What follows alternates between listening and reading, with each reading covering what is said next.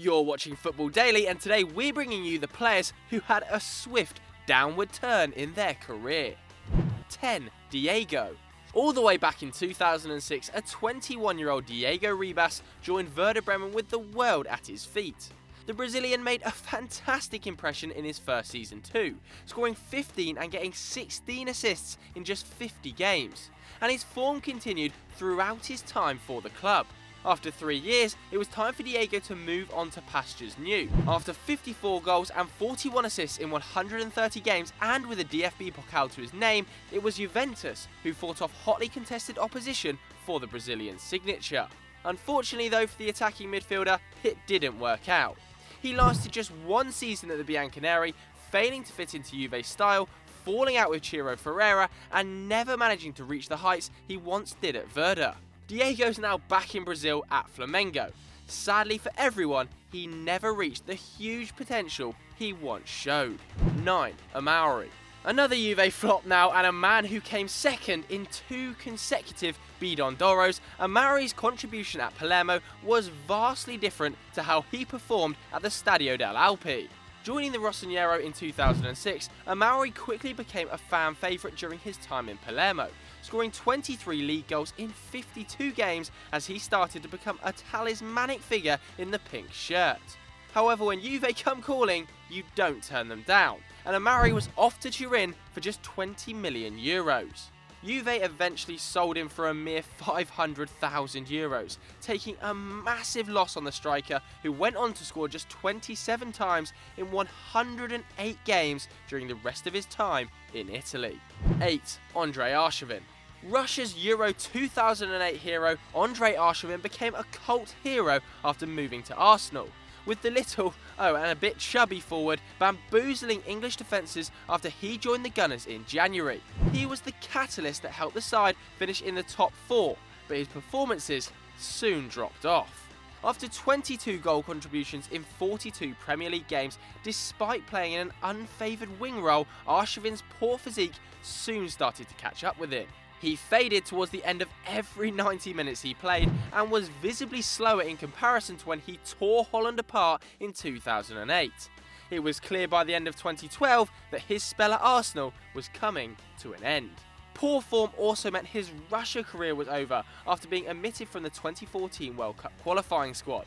After a disappointing brief return to his boyhood club Zenit and fellow Russian side Kuban Krasnodar, the 35-year-old is currently plying his trade in Kazakhstan. 7. Emmanuel Adebayor.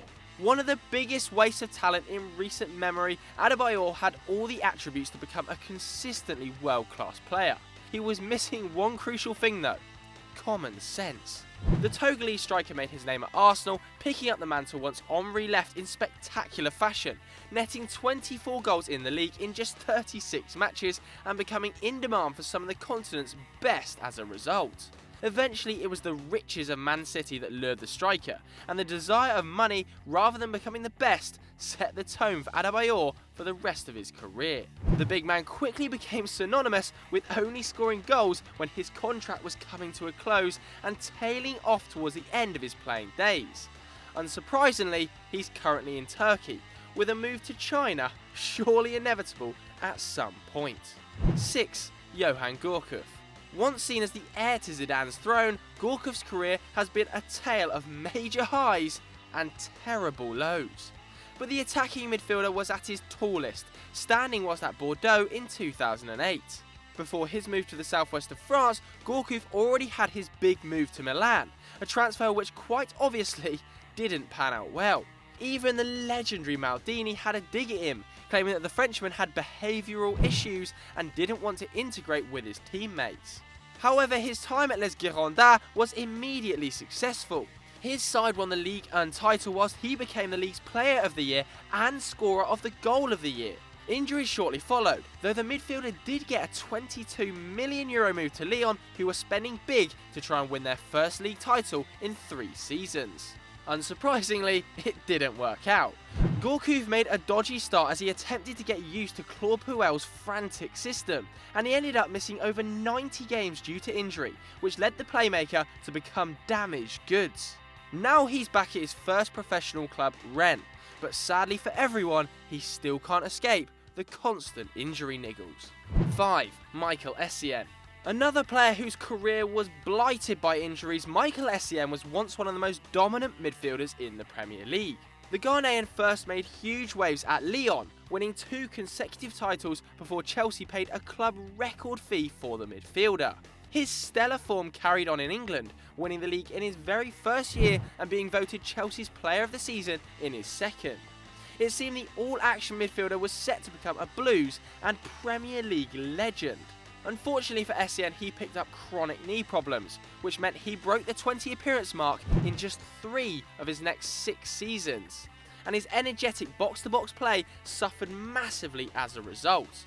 Despite a fleeting spell at Real Madrid, Essien is a player who deserved a far more glamorous career than he did, and is now sadly playing in Indonesia of all places. 4. Anderson. Golden Boy winner in 2008, Anderson's stock seemed to decline as quickly as he arrived onto the scene. The midfielder played just 25 times for Porto in 2 seasons, but this was more than enough time for United to spunk £17 million on the youngster.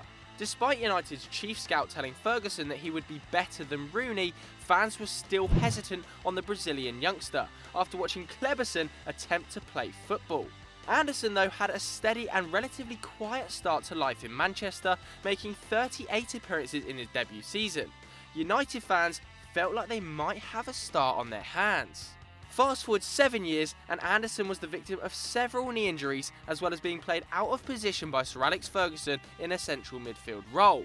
The midfielder that United fans everywhere claim was better than Fabregas stumped up just 9 goals in over 180 appearances, yet somehow has an incredible trophy cabinet, consisting of 4 league titles and a Champions League medal. He's now slumming it in Brazil. 3. Kaká. From Ballon d'Or superstar to chronically injured outsider, Kaká propelled Milan to a Scudetto and a Champions League, but failed to make an imprint in Madrid despite a mammoth €70 million fee. Knee injuries were the bane of Kaká's time in the Spanish capital, but the attacking midfielder still contributed to just over a goal every 2 games in his limited playing time, and left with a league title and a Copa del Rey to his name.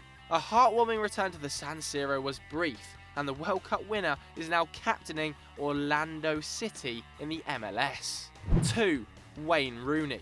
There can be no doubts that Rooney is one of the finest forwards England has ever produced, but sadly there's no question that his career has had a sharp decline in the past few seasons.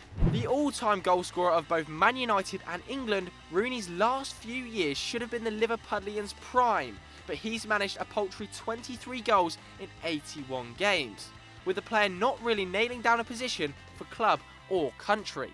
To put it into context, he scored 27 goals in the Premier League alone in 2011-12.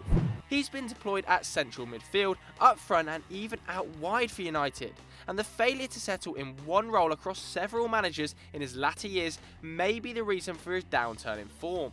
Rooney seems set to end his hugely successful 13-year career at United at the end of the season, and regardless of his poor performances, he will leave as a legend.